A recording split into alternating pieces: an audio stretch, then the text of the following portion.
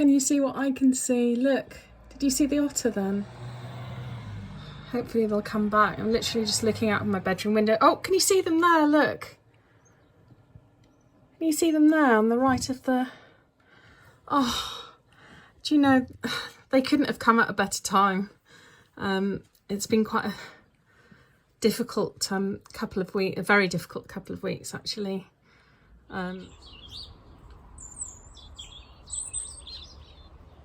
Croeso, welcome back to Cottage Cottage Diary. I'm here in the garden. I'm sorry it's been quite a late one coming, but it is the January tour. It's the last day of January, the day that I'm filming. We've had quite a lot of really quite sad things going on this month, so it's made it quite hard to film anything.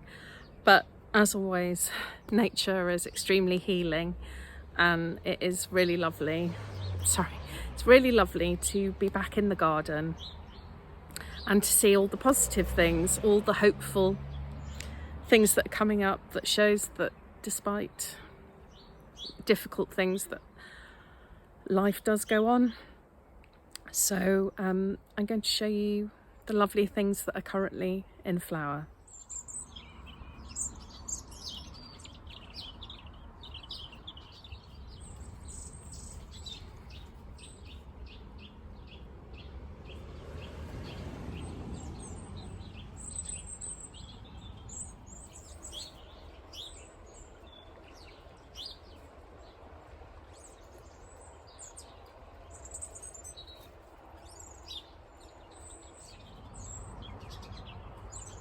So these beauties are the first of my crocus that have just started flowering. It's later in the afternoon, so they've just closed up now for the evening, but they're an absolute delight. It's a joy to see the crocus coming back. And of course it's now here anyway, start of the hellebore season. Isn't that a lovely one? So I've got various different colours of hellebore in the garden, and they're an absolute joy. I didn't get any flowers from them last year because the pheasants ate all the flower buds, but we do have some this year, and they are such a welcome sight. This unassuming flower, it's a winter box. I have this white periwinkle, which is sort of growing along the ground as a ground cover. I have covering the fence here, which starts flowering in December. It's an absolutely brilliant plant for winter.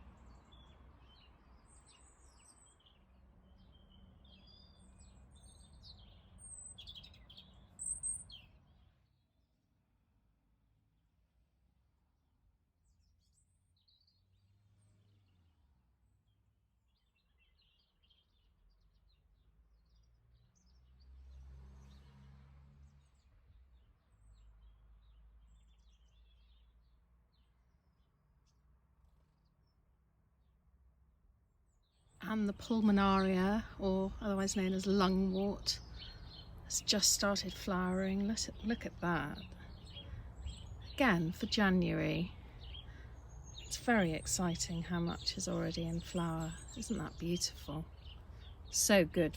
All of these are so good for any early pollinators, as I say. And the primroses have actually been flowering on and off all winter. They're absolutely amazing.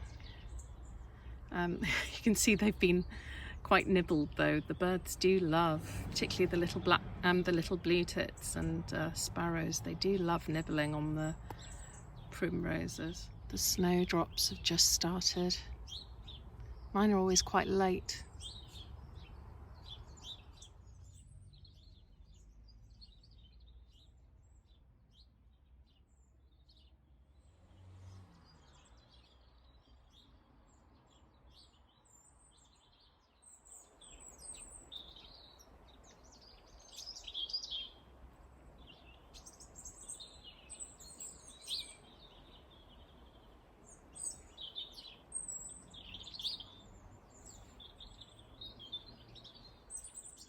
I'm always very struck by actually how green my garden stays.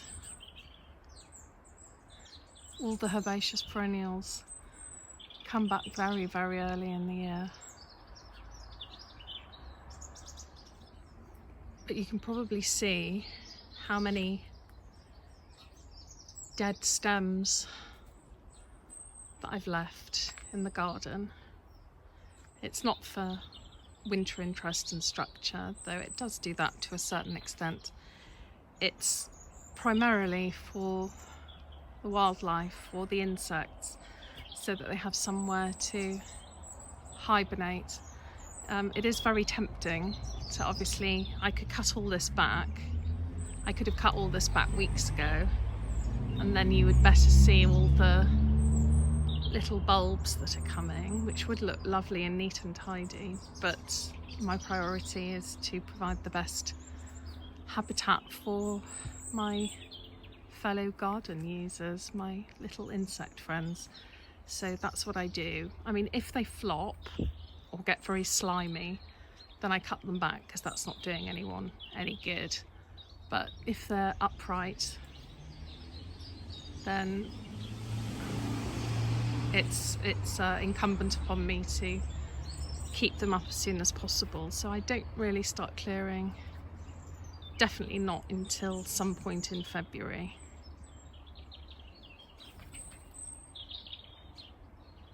But yeah, there's so much life coming, so many bulbs are coming up. It's just such an exciting time. I'm going to be pruning my roses in the next few days.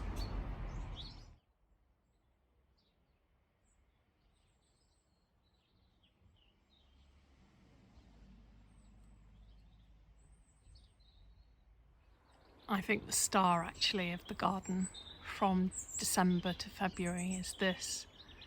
It's a witch hazel. Beautiful starburst yellow flowers, but it's the smell. Oh my goodness. I really would recommend you plant one of these. Again, obviously there's a lot of food there for newly emerging insects, and the smell is just absolutely incredible. I'll take you a bit closer.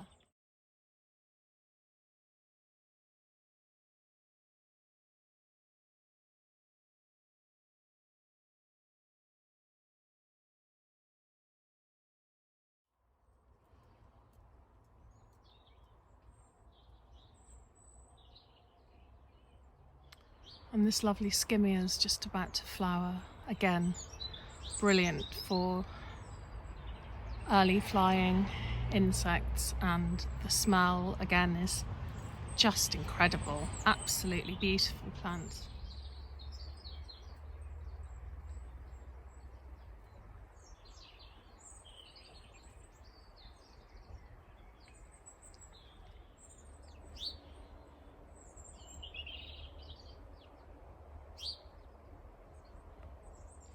So those that have watched some of our other gardening videos may notice a bit of a change.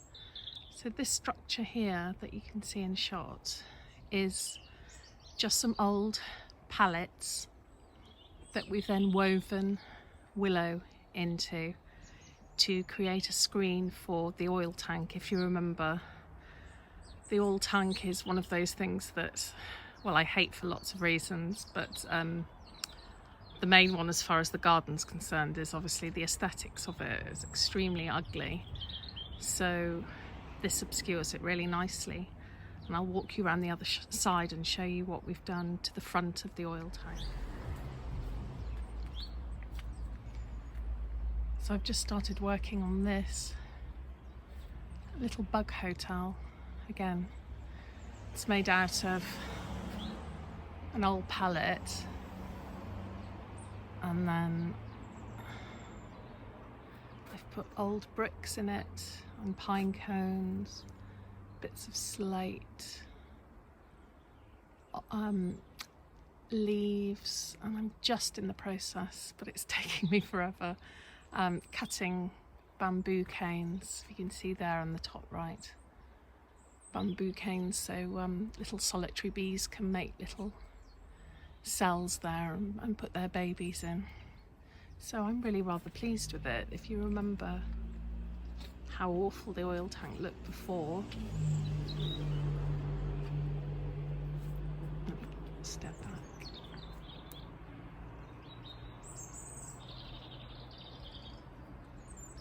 Considerably improved, I think.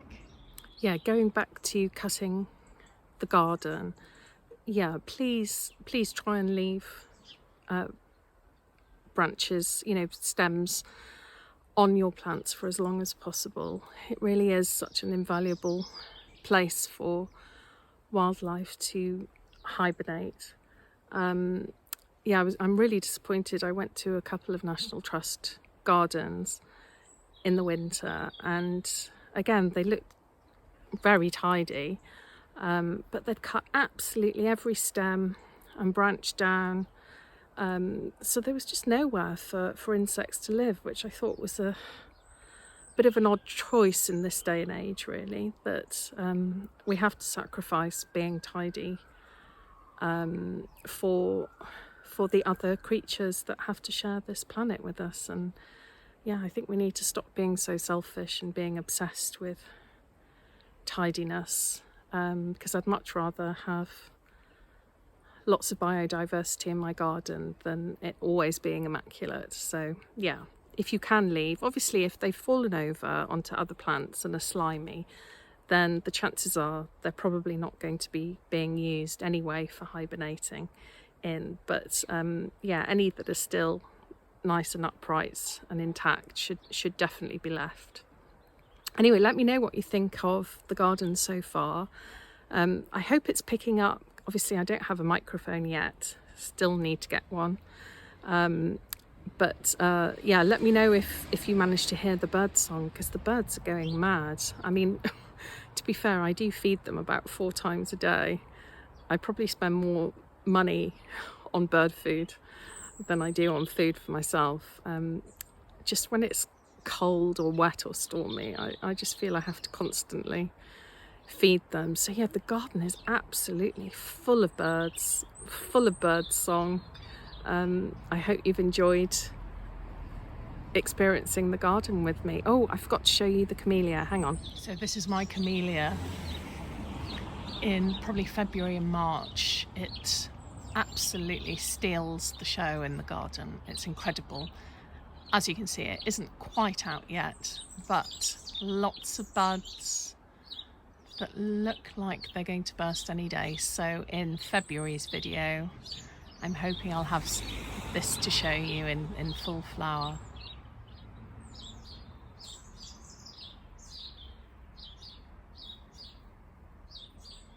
I will definitely be pruning my roses in a couple of weeks.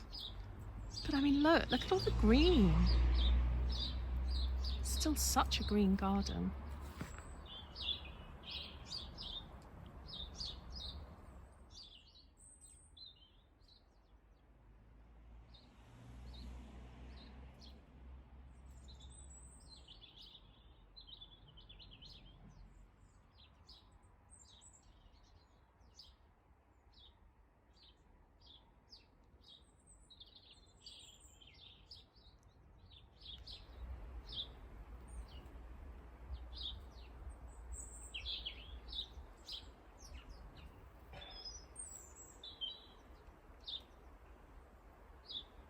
So yes, this is the garden on the last day of January.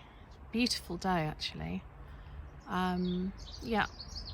Lots of bulbs pushing through the earth, lots of hellebores. The snowdrops have just started, the crocus have just started, the witch hazel is amazing, the camellia is about to flower.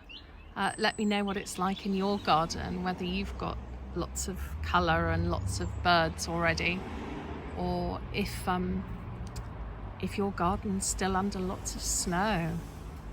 I mean, that is one good thing about the British climate. We do get a ridiculous amount of rain, but it is generally mild. We don't usually have it cold for a very sustained period of time. So yeah, I mean, that's why obviously in the Celtic calendar, which I do follow because it makes sense in this country, tomorrow, the 1st of February, is considered the first day of spring, because it really does look like the beginning of spring here, as I'm sure you'll agree. Thank you so much for joining me. Please like and subscribe if you enjoyed this, and as always, do comment, because we really love connecting with you and creating a really nice, friendly community. Bye for now.